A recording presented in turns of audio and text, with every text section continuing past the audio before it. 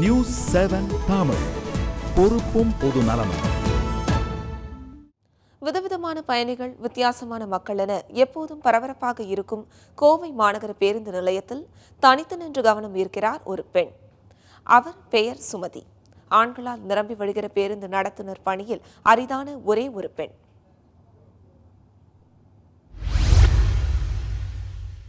இயங்கக்கூடிய 420 நகர பேருந்துகளில் பணியாற்றுபவர்களில் ஒரே பெண் நடத்துனர் சுமதி.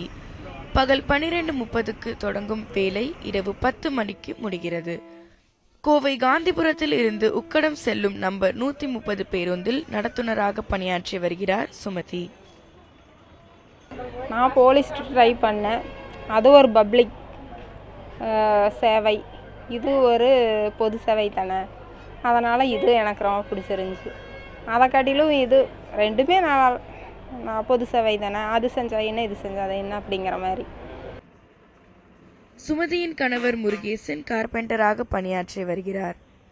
கணவர் கொடுத்த ஊக்கத்தினால்தான் இந்த வேலைக்கு வர முடிந்ததாக கூறுகிறார் சுமதி. தன்னிடம் பயணிகளும் சக ஊழியர்களும் மரியாதையுடன் நடந்து கொள்வதாகவும் தன்னை அக்கா என்று அன்புடன் அனைவரும் அழைப்பதாகவும் தெரிவிக்கிறார் இந்த பெண் நடத்துனர்.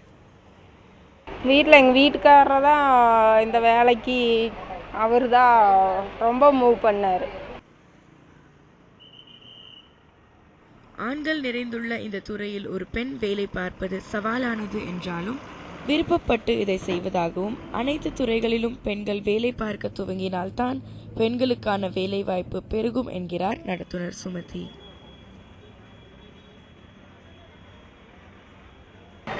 ஆண்கள் மட்டுமே பணியாற்றக்கூடிய இந்த துறையில் கோவையில் முதல் பெண் நடத்துனராக பணியாற்ற துவங்கி இருக்கக்கூடிய சுமதி மற்ற பெண்களுக்கு முன்னுதாரணமாக அமைந்திருக்கிறார். தமிழரசி, நியூஸ் 7 தமிழ், கோவை.